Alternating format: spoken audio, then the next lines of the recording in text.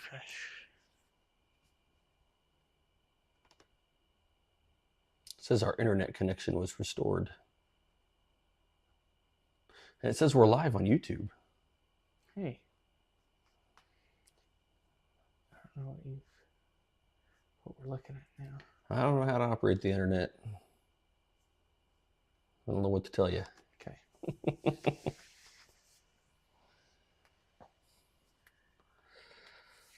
Hey, Dwayne, how are you? Did you guys make it out to Connecticut? All right. Okay. There we go. All right. Well, welcome to this week's We Rock Wednesday. Just back from Texas. Incredible event down there. Had a ton of fun. Got to experience some new rocks down there, which was really, really cool for us.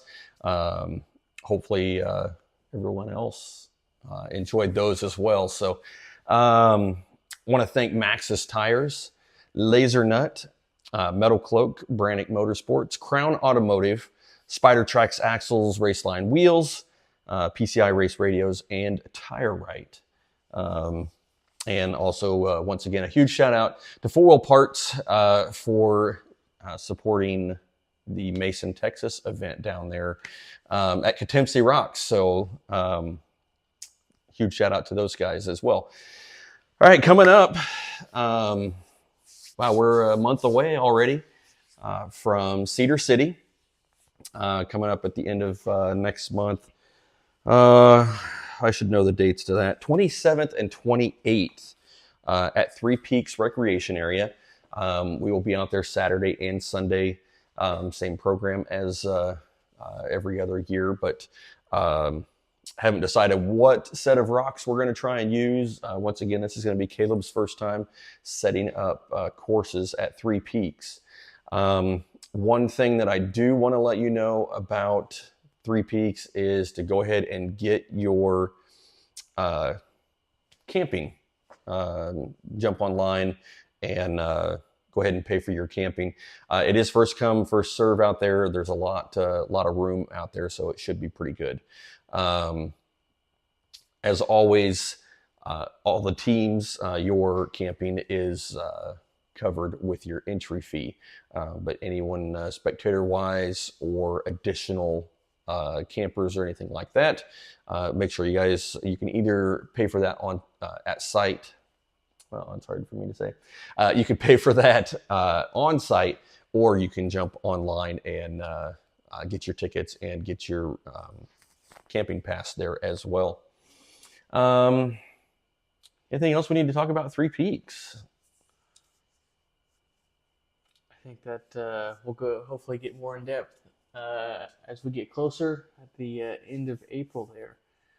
So it'll be a fun event. I've been there once in 2020 for Grand Nationals, and I know we'll have hopefully the same corn dog food vendor because Yes. that was the best corn dog I've ever had. Yep, the best corn dogs in the world will be on site at Cedar City. TNA Wieners will be there as well, and we've got another food vendor that Big Rich was working on as well. We are still looking for a weekend sponsor for that.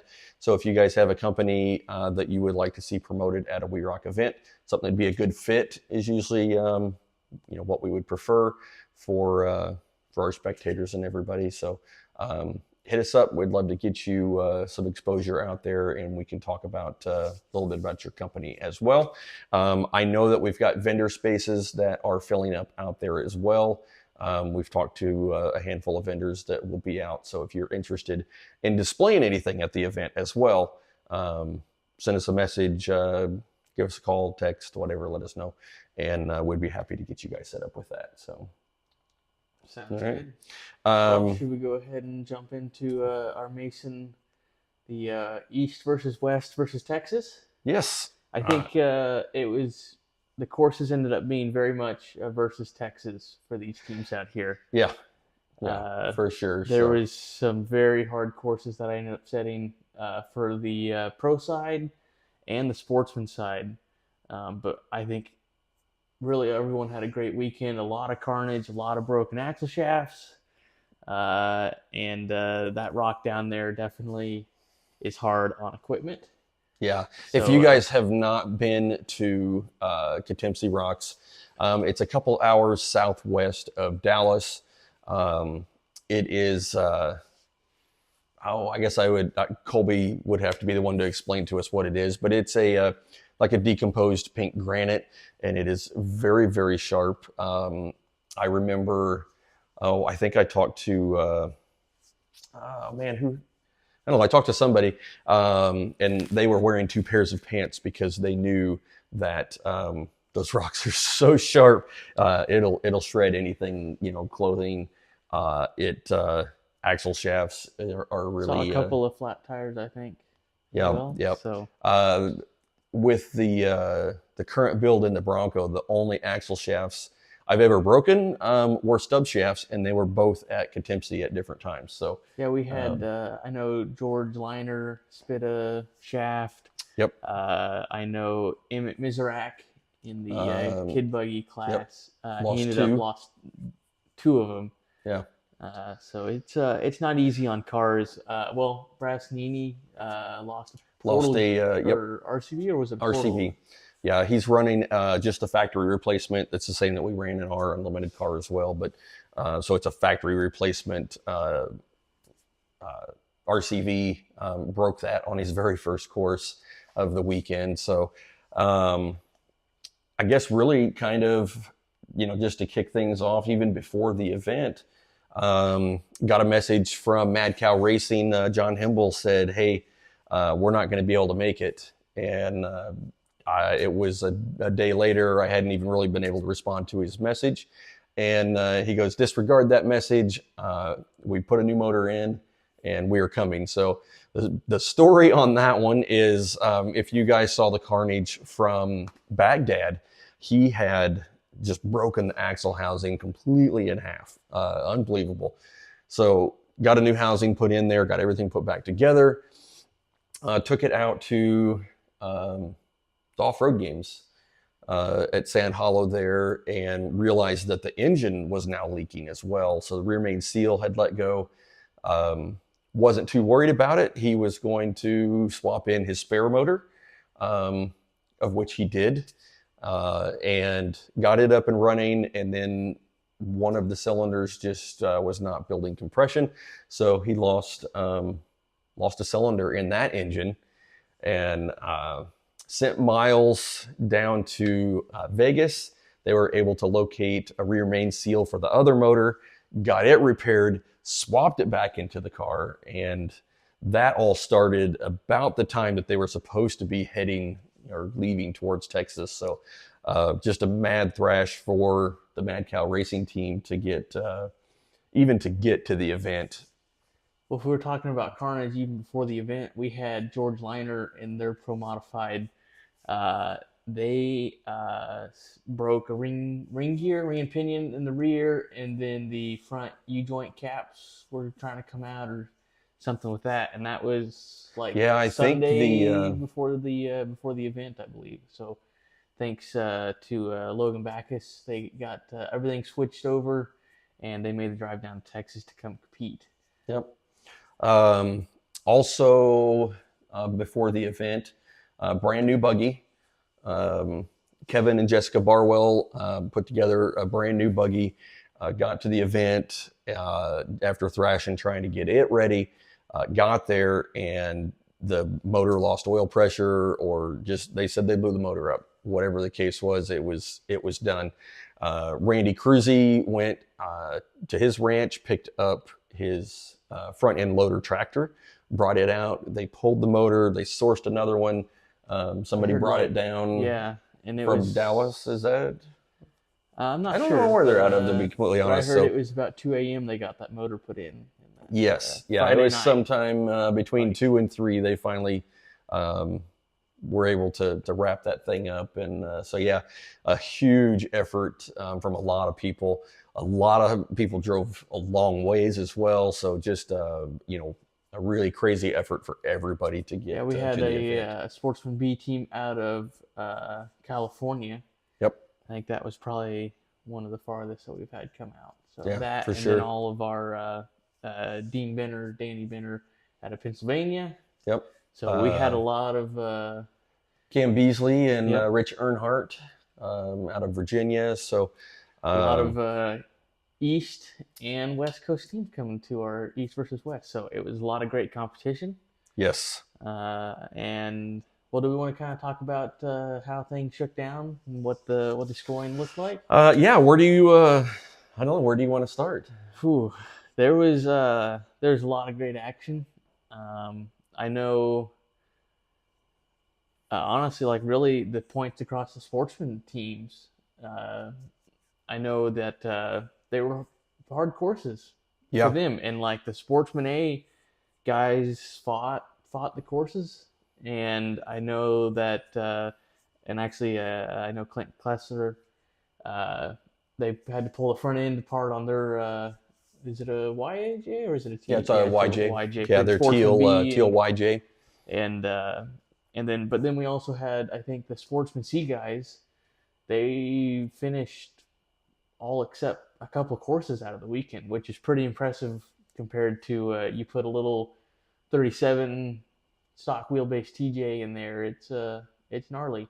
Yeah, yeah, they did phenomenal. So I know that Chris and Griff will be very proud of them. They definitely did a kick butt job at completing courses, and that was really kind of you know the thing of the day is just to make sure that you're completing courses. So um, yeah, it was cool. It was really cool. The sportsman courses, I thought challenged everybody from the stock mod, like you said, all the way up to Sportsman A. So that's really cool. Um, so we had a couple of first time on course. Um, I don't know. I know they've been around. Um, Yeah, I heard. Everybody that's been rock crawling and competing with We Rock for a while now, but you might know more. But Lee and Ashley Hull came out and put up 145 negative points for their first time taking Sportsman A in Mason. So that's pretty Yeah, I know. impressive. The first time that car had been out was, what is it, October? Was that, or when the for the Oh, Top for Gun the shootout? Top Gun, yeah. That was the first time they had ever driven the car, and then they decided to come out and compete. And she never spotted before, like was completely pretty much new to even rock crawling. It kind of sounded like where I, she was pretty nervous, but they got on course and they did pretty amazing because Sportsman A is a very competitive class. Oh, yeah. So and they took looks like first place by 25 points. 25 points, yep. So that's a pretty amazing weekend for to come out and never be on a We Rock course, because there's a lot to it that goes when you're running the four gates. There's between the time management and the rear steer penalty as well. Yeah. It's a very tricky class to step into. Yep. Yeah, and they came in and took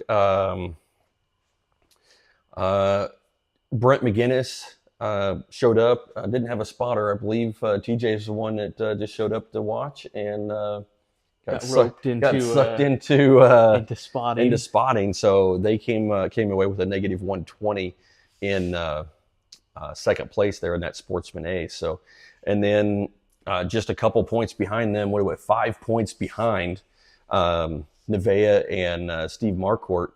Nevaeh running in Steve's previous comp buggy, the rat from George Soros. Yep. So, and taking third place. So that was really exciting to see. And that car held together. So that's the good news there. And it is for sale too. So, yeah. And usually someone we see up there on the podium is the winners, Kendra Winters and Jeremy Winters. I think they ended up on their side on one of the courses, or something happened like that. Yeah, they definitely A3 on Saturday. They took a 40, or C3. Yes, yep. I'm sorry. They took a 40 on that course. So I'm not sure what happened there. If they had a mechanical I did not get to follow up with him on that, but yeah, definitely, not the weekend that we would normally see from the Winters. And Randy Marlowe was, right there with a negative 81 in fourth. So, he's normally right up there at the top. And, he was very close to the podium. Yep. Once again. Which we had, overall this weekend we had, I think, close to 40, if not more. I think we were definitely over 40. I think we had somewhere 42, 45 rigs. So huge car count. Yep. We're very excited about that. There is 12 Sportsman A that came out. So that's a pretty big class. A lot of competition there, and a lot of well-built buggies in that class. Yep. Yeah, Sportsman B, we ended up with 14 vehicle. Oseguera was able to take the win in that. So those guys they dominate that Sportsman B class. So they are very, very good and do well. And it's always a ton of fun having the teams from Mexico come up and hang out and participate. So that is always exciting.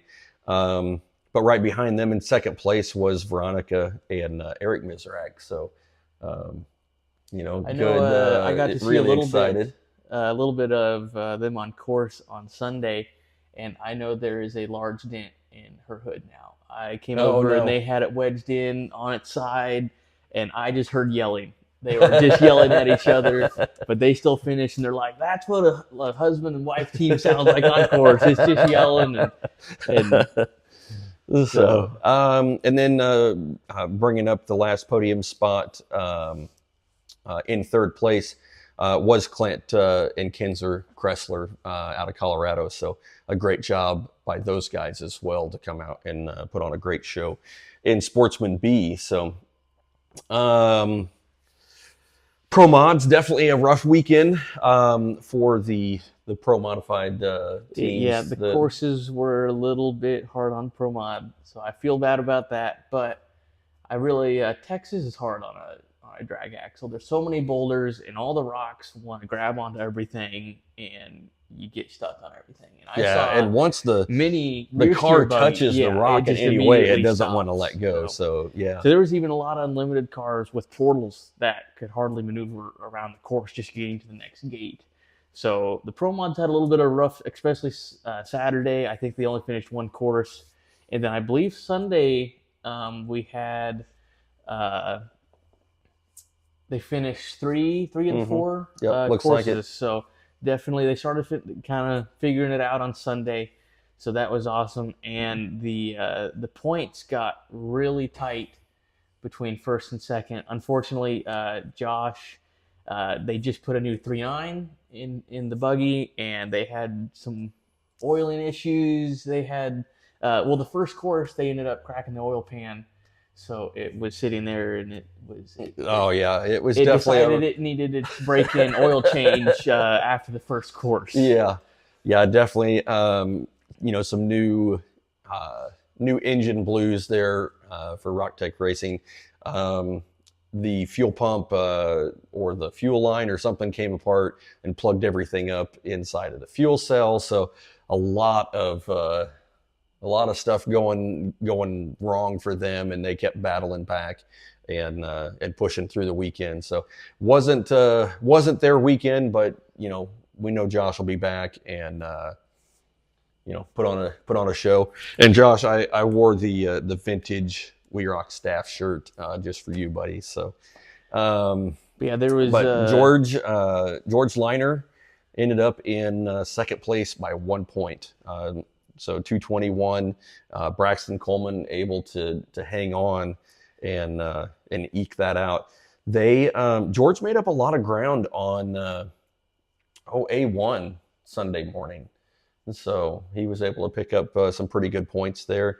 But and just wasn't quite enough to catch Braxton. And it was a battle all day Sunday for him, and it came down to the last course.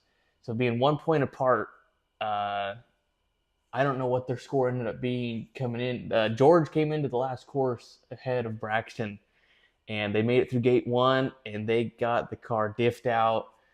both front and rear, and they spent the remaining time stacking rocks, doing everything they could, using all the suck down winches, front, rear drive, and even using second and third gear in there probably. And they couldn't get the car to come off the rock to make it to gate 2. And I think Braxton only, I think they didn't finish the course, but they got a couple more progression points.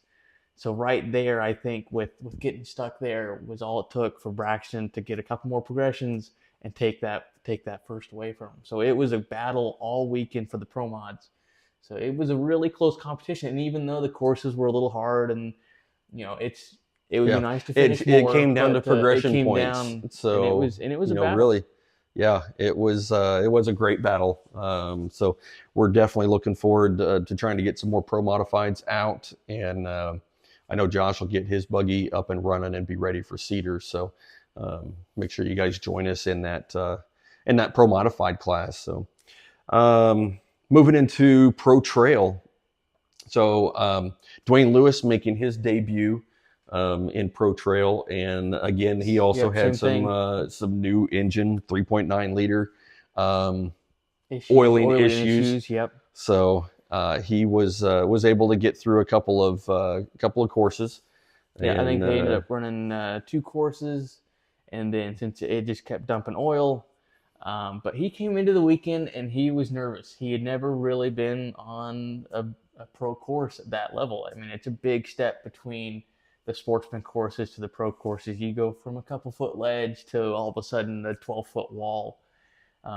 And so he was definitely nervous, and but he went out on course, and I think he learned a lot and was able to, like, hey, we can actually run these. Like, this is doable. And so he was super excited, but decided to call the weekend, just save the motor and save dumping oil all over the courses. So but we will know he is definitely going to be back in the pro trail class. I know that is not his last time, so he is. I think he'll be ready. Yeah, I think Farmington is. I think is what he said, he was going to be back. So it will be. It'll be exciting. It's definitely a fun class, and we enjoy having everybody out there in that class. Rich Earnhardt took 3rd place. Rich Earnhardt and Cam Beasley with 1 flop to one complete rollover as well, putting on a great show, tumbling off of a climb.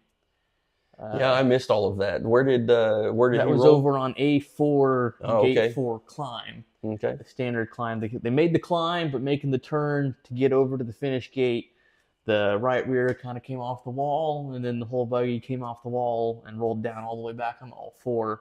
So they definitely put on a good show, and they had a lot of effort into, because they also, I think, had some mechanical issues.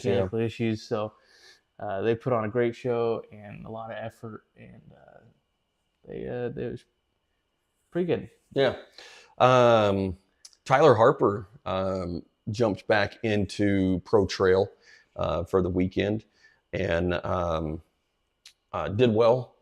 I didn't get a chance to really see a whole lot of them to know how their weekend went, but it's not normal that we don't see Tyler on top of the box. So that is is pretty crazy. So but Brett Dickey and Matt Dickey just put a whooping on the pro trail class. So Tyler Harper. It really came down to the probably the 5 gate, which the standard line is a 10-point bonus. The bonus line is a 20-point bonus. And I have a feeling Tyler ended up skipping quite a few of those extra bonuses just for time, because it was more important to finish the course than to DNF and only get the 10 progression points.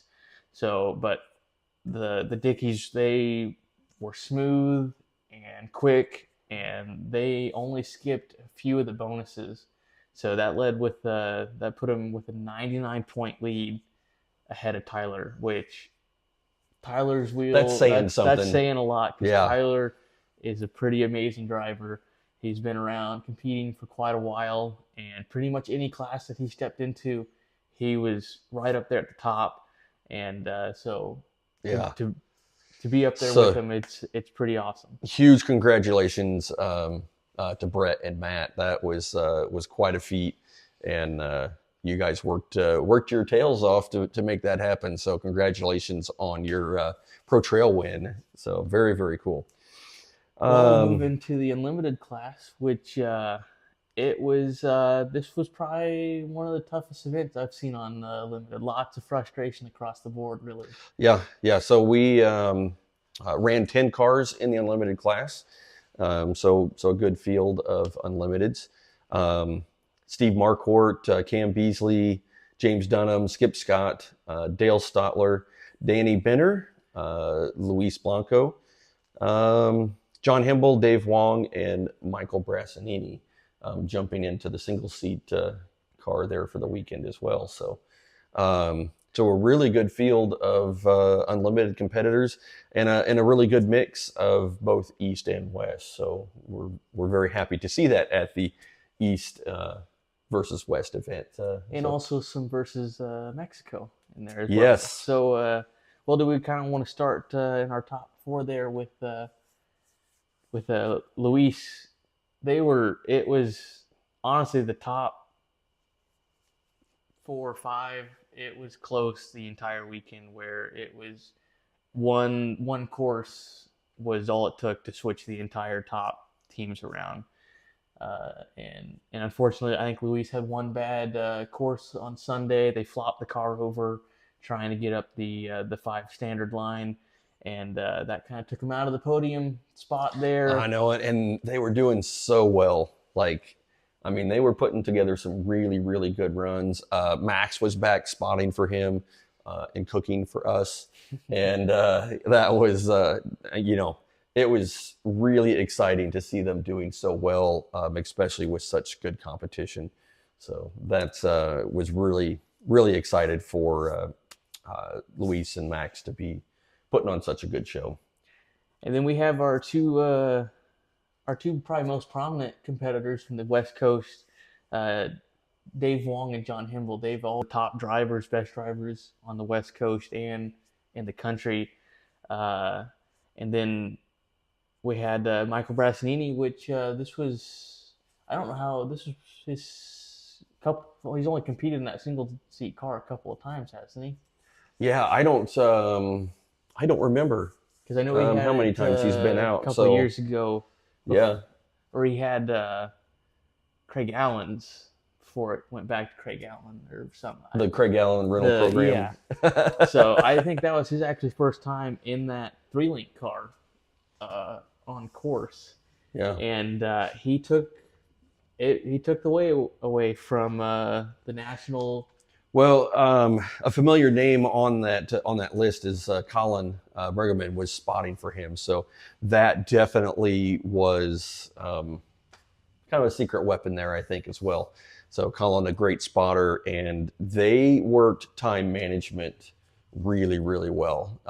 They were out there getting things done on that course. And while the courses were hard,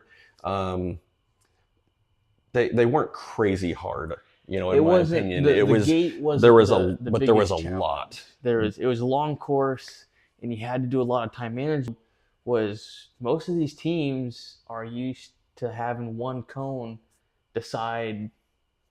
One cone, one back. It's like a very, very small margin. For cones, you had to put the car in reverse. You had to take a little bit of time to hey, we can hit this, we can take this penalty, and just finish the course, because the course ended up being so long and still have so many places where it could go wrong that you had to take penalties when you needed them.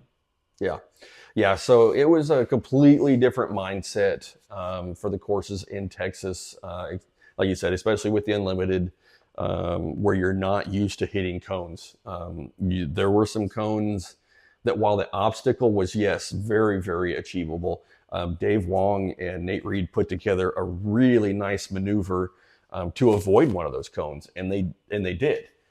They came in, the climb to get into the cone had got dug out, and people weren't making the climb. And Dave and Nate put together a great plan. They came up and they came close to the gate and went up the hill and then back through it. Perfect execution, got clear through it. They DNF'd on the course because they could not get through the fifth gate in time. So it was really all about time management and the fact that they really did have to hit some cones in order to maintain the pace that they needed to, just because of the number of obstacles. The gates really weren't so much, but just the whole thing was difficult to maneuver around on the courses. And what a, just a great place to wheel down there. It is the things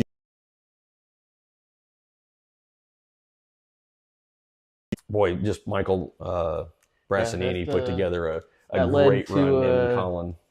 Michael Brassanini coming out on top of the unlimited class, which Dave put on a great day one, and they just had some struggles on Sunday putting together a quick execution on course. There was some struggle between like some communication and how their Sunday went, but any really Michael Brassanini, Dave Long, John Himble, it was a toss-up as the weekend went. It just took one good course between them that could really, which would choose whoever got the podium. But so Michael Brassanini came out on top. So amazing first showing of his first event of the year. So excited to have him at the other events. We'll have to do next Wednesday, I guess. We'll have to talk about how the National Series points are going to shake out after the East versus West. Yeah, exactly, Chris. You guys would definitely be proud. You and Griff, they did a phenomenal job finishing courses. Chris McKenzie just said, how about them stock class competitors? So yeah, you guys would definitely be proud. They did extremely well. I think they were also one of the teams that lost an axle shaft too. So it was, No, it is very difficult there. So next week we'll jump into a little bit as to how that double points event is going to play out, because that one is pretty exciting. We spent the drive home from Texas, speculating as to, well, who needs to do what now and all of that. And we'll get into that next week, next Wednesday with We Rock Wednesday. So thank you guys for tuning in. Again, a huge shout out to 4 Wheel Parts for sponsoring the weekend. Also want to say thanks to Maxxis Tires, Laser Nut, as always, all of the awesome trophies from Laser Nut that they provide. Thank you guys so much for that. You're looking for those? Want to thank Metal Cloak Suspension, Brannick Motorsports and Machine, Crown Automotive. If you guys have not seen the Crown Automotive reel that they put together from the weekend, that was super cool. So it was great to meet some of those guys from Crown and have them out at the event as well. Spider Tracks Off-Road, Raceline Wheels, PCI Race Radios, and as always, Tire Right. So,